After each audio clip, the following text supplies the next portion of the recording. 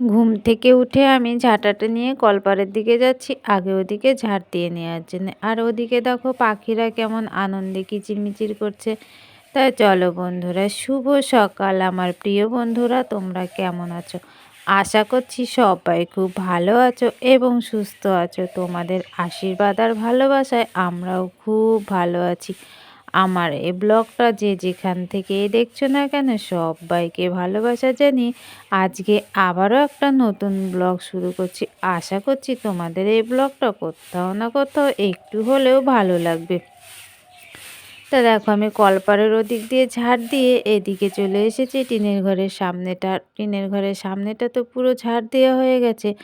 আর এখন দেখো ঝাড় দিতে দিতে চলে গেছি আমরা যেই ঘরে শুই, মানে আমাদের পাকা ঘরের সামনের দিকটা চলে গেছি ঝাড় দিতে দিতে। আর বাসতলাটা তো আগে ঝাড় দিয়ে নিয়েছি। আর এখন দেখো ওইদিকে একটু একটু করে ঝাড় দিয়ে নিচ্ছি। আর এখন না দিন যাচ্ছে, বেশ ভালো ঠান্ডা পড়ছে, ওই জন্য না সকালবেলা একদম ঘুম থেকে উঠি না, একটু বেলা করে উঠি আর কি। কারণ আমি যখন উঠি তখন তো গুড্ডু সোনা উঠে যায়, ওই জন্য আমি একটু দেরি করে উঠি। আর এদিকে তো দেখো আমার ঝাড় দিয়ে হয়ে গেছে, আর এখন কিন্তু রান্নাঘরের দিকটা ঝাড় দিয়ে দিচ্ছি। আর দেখো আমি যখন উঠোন ঝাড় দিচ্ছিলাম তখন কিন্তু দেখো অল্প অল্প রোদ কিন্তু আমাদের উঠোনে চলে এসেছে। পুরো রোদ লাগে না, কিন্তু হচ্ছে গাছের ফাঁক দিয়ে অল্প অল্প লাগে আর কি। আর পুরো উঠোন তো একদম ছায়ায় ভর্তি। গরমের সময় কিন্তু বেশ ভালোই হয়, কিন্তু শীতের সময় না একটু কষ্ট হয়। সকালবেলা একবার এদিকে আর বিকেলবেলা একবার ওদিকে আমাদের ছুটে বেড়াতে হয়।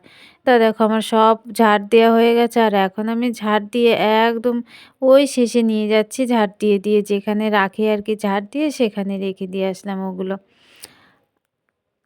আর ওখানে না ঝাড় দিয়ে জড়ো করে রাখি। তারপরে যখন অনেক পাতাপুতো একসাথে হয় তখন আগুন ধরিয়ে পুড়িয়ে দিই। আর মাটিগুলোকে এক জায়গায় জড়ো করে রাখি, পরে হচ্ছে জমিতে দিয়ে দিই। ওগুলো তো সার হয়ে যায় পচে।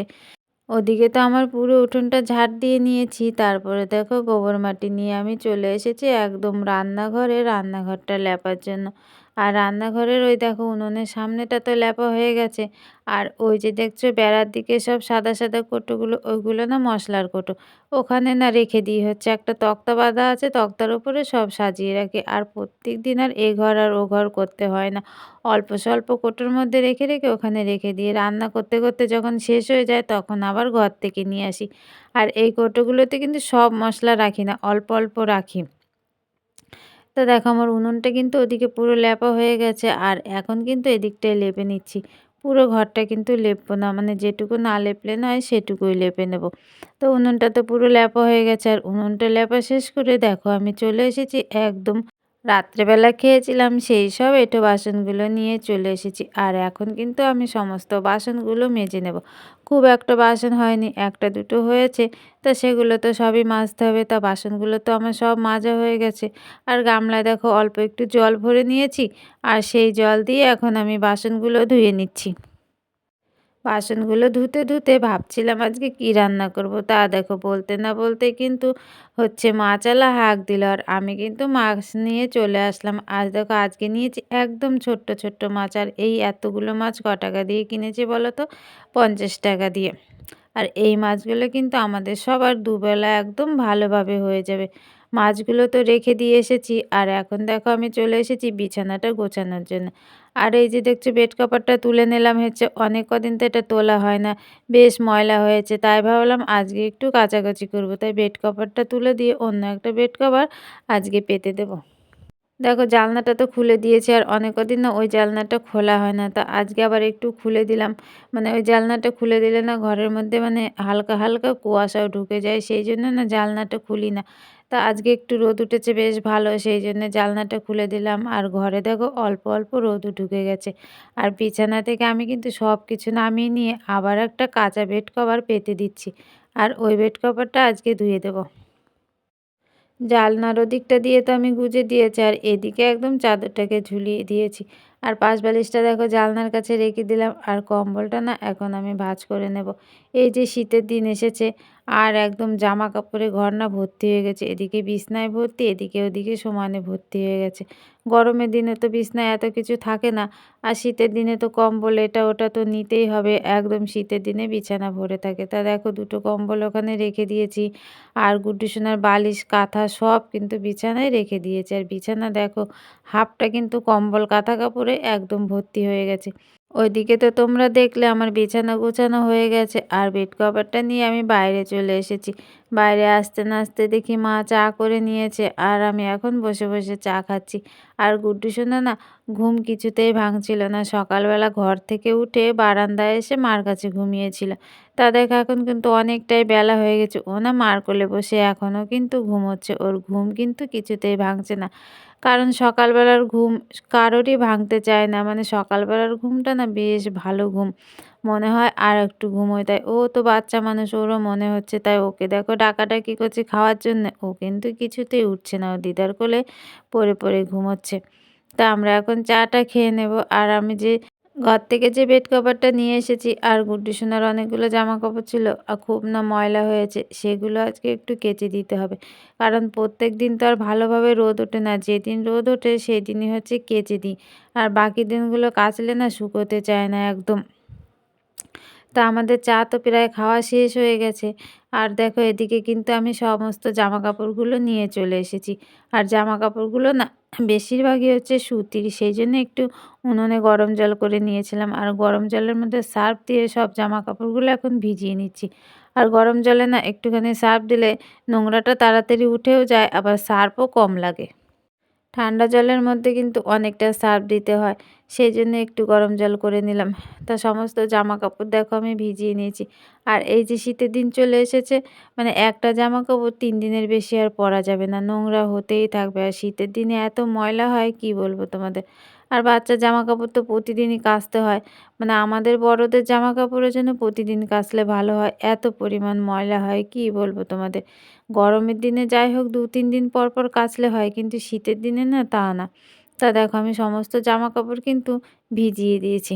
আর জামাকাপড় ভিজিয়ে কিন্তু আমি রান্নাটা করে নিয়েছি। আজকে দেখো মেথি শাক, বেগুন আর সেই ছোট্ট মাছ দিয়ে চচ্চড়ি করেছিলাম। আর এখানে দেখো বেগুন আর আলু দিয়ে অল্প একটু ঝোল করেছিলাম।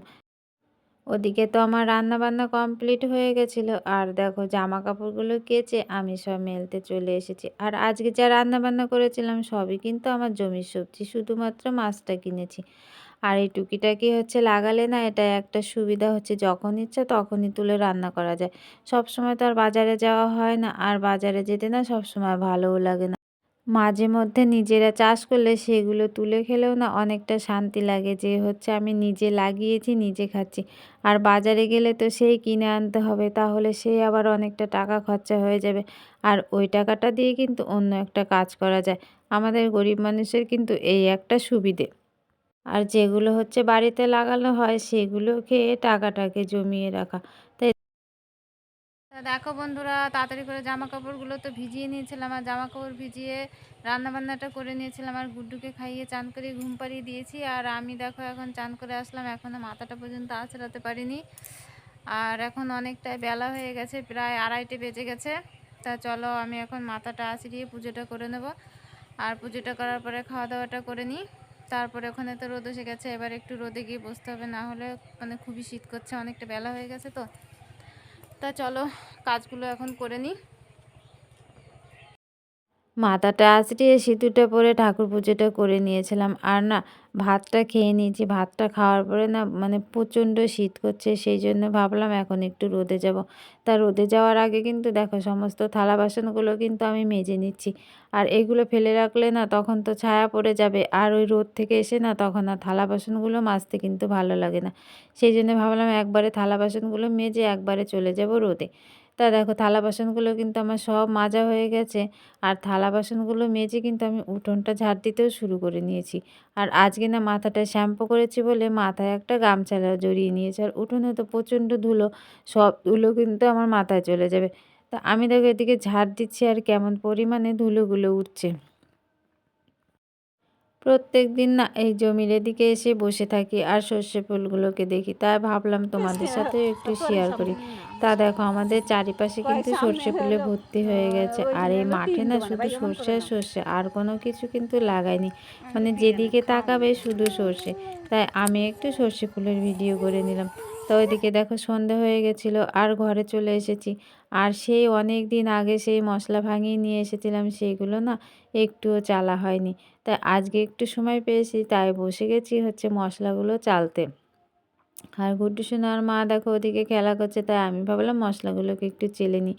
চেলে নিলে না ভালো হয়। ওর মধ্যে যে তেজপাতাগুলো দিয়েছিলাম সেগুলো তো ভালো গুঁড়ো হয় না, দুটো একটা আস্ত থাকে। সেই জন্য চেলে নিলে পরে ওই আস্ত আস্তগুলো মানে পরে আবার হচ্ছে বেটে খাওয়া যাবে, আর গুঁড়োগুলোকে একটা কিছুর মধ্যে ভরে রাখতে হবে। তা মশলাগুলো দেখো আমি এখন একটু একটু করে চালনি নিচ্ছি আর কিন্তু চেলে নিচ্ছি। তা মশলাগুলো তো আমার চালা হয়ে গেল, এখন কিন্তু এই বড় কৌটোটায় ভরে রাখবো। যখন হচ্ছে ছোট কৌটো থেকে শেষ হবে তখন এটা থেকে নিয়ে নিয়ে রান্না করা হবে। তা চলো বন্ধুরা, ব্লগটা আর বড় করছি না, আজকের মতো এখানেই শেষ করছি। তোমাদের সাথে দেখা হবে আবার পরবর্তী একটা ব্লগে। ততক্ষণে তোমরা সবাই ভালো থাকো আর সুস্থ থাকো। টাটা সবাইকে।